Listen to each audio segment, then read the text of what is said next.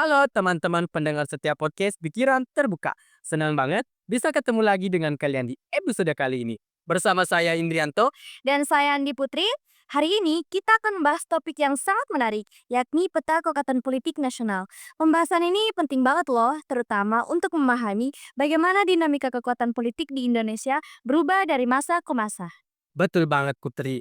Kalau kita bicara soal kekuatan politik, berarti kita nggak cuma bahas siapa yang berkuasa, tapi juga bagaimana kekuasaan itu digunakan dan bagaimana aliansi serta konflik antar kelompok-kelompok politik terjadi.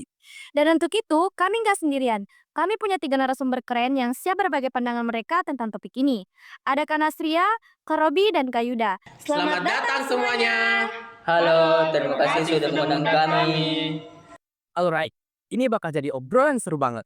Jadi, buat yang dengerin, siap-siap ya. Kita bakal kupas habis apa itu peta kekuatan politik nasional dengan cara yang santai, tapi tetap kena di hati. Baik, mari kita mulai dengan memahami peta kekuatan politik di masa demokrasi terpimpin. Pada tahun 1960-an, kekuatan politik di Indonesia terpusat pada tiga aktor besar, yaitu Presiden Soekarno, TNI Angkatan Darat, dan PKI atau Partai Komunis Indonesia. Karena Seria, bisa ceritakan sedikit tentang bagaimana dinamika ini berjalan pada waktu itu?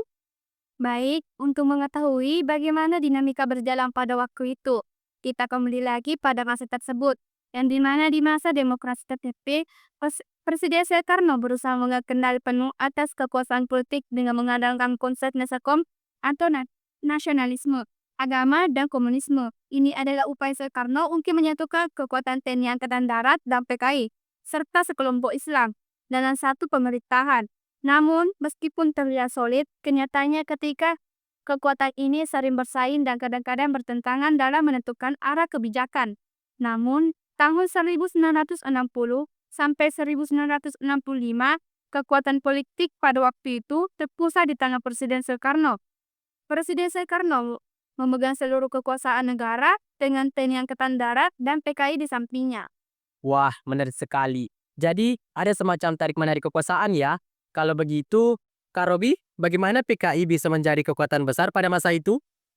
Kalau mengenai alasan mengapa PKI bisa menjadi kekuatan besar pada masa itu, karena pada masa tersebut PKI tumbuh pesat karena dukungan Soekarno dan strategi mereka yang berhasil mendekatkan diri ke rakyat. Mereka menggunakan retorika yang kuat tentang memperjuangkan kaum miskin dan memperbaiki kesejahteraan rakyat kecil. Selain itu, PKI juga mendapat tempat strategis dalam struktur pemerintahan. Berkat dukungan Soekarno, PKI bahkan secara terbuka mendukung Soekarno dalam berbagai kebijakan yang semakin memperkuat posisi mereka. Jadi, Soekarno benar-benar memanfaatkan dukungan PKI untuk menekan kekuatan lain seperti TNI Angkatan Darat. Namun, apakah ada gesekan atau konflik di antara mereka? Tentu saja, TNI Angkatan Darat, terutama di bawah Jenderal Nasution, merasa was-was dengan kekuatan PKI yang makin menguat. Mereka khawatir PKI akan mencoba merebut kekuasaan sepenuhnya, terutama karena ideologi komunisme yang bertentangan dengan nilai-nilai TNI Angkatan Darat. Ini memicu ketegangan yang akhirnya berpuncak pada peristiwa 1965. Tiga TNI Angkatan Darat menuduh PKI melakukan kudeta yang akhirnya membawa dampak besar terhadap kekuatan politik nasional. Oke, itu tadi soal kekuatan politik di masa demokrasi terpimpin. Sekarang, mari kita lompat ke masa sekarang. Kalau dulu ada tiga kekuatan besar yang saling berebut pengaruh, bagaimana dengan sekarang? Karena Seria, mungkin bisa cerita soal aktor-aktor utama di peta politik saat ini? Menurut pengetahuan saya saat ini, kita melihat peta kekuatan politik nasional yang didominasi oleh koalisi partai-partai besar. Ada dua blok utama, yaitu koalisi pemerintah dan koalisi oposisi.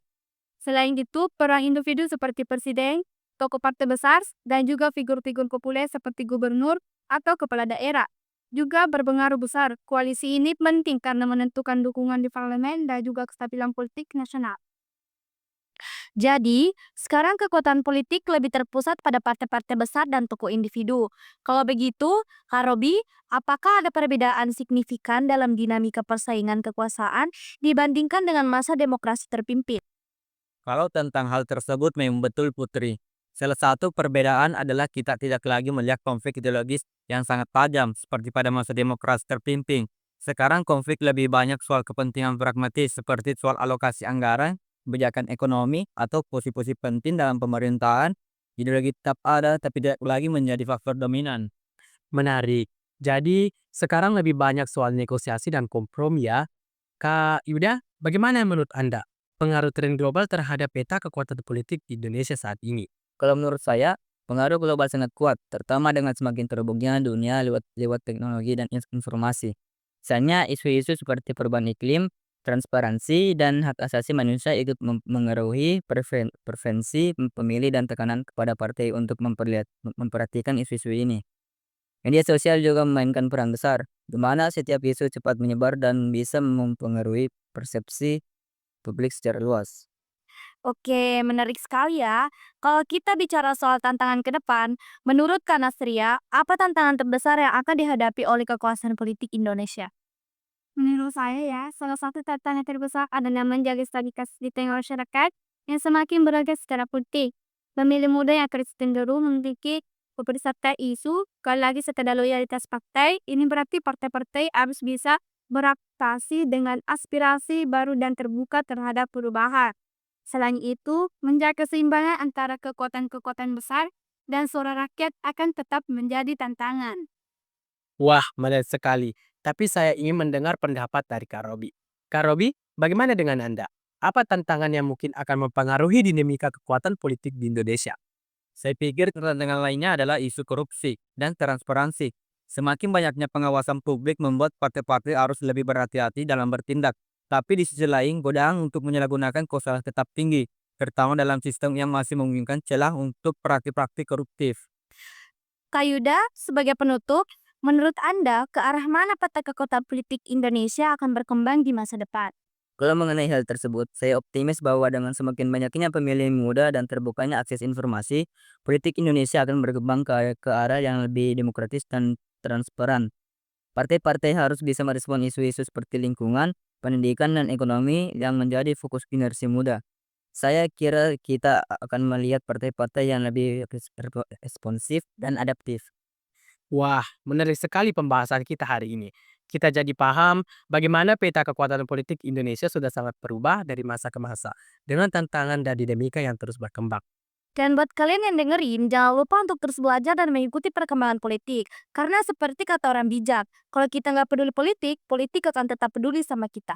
Benar banget. Dan terima kasih banyak untuk Kak Nasria, Kak Robi, dan Kak Yuda atas insight-nya yang luar biasa hari ini. Kita berharap podcast ini bisa memberikan perspektif baru untuk para pendengar. Terima kasih juga sudah mengundang kami. Jangan lupa untuk tetap mengikuti pikiran terbuka dan tunggu episode menarik kami berikutnya. Saya Indrianto. Dan saya Andi Putri. Sampai jumpa.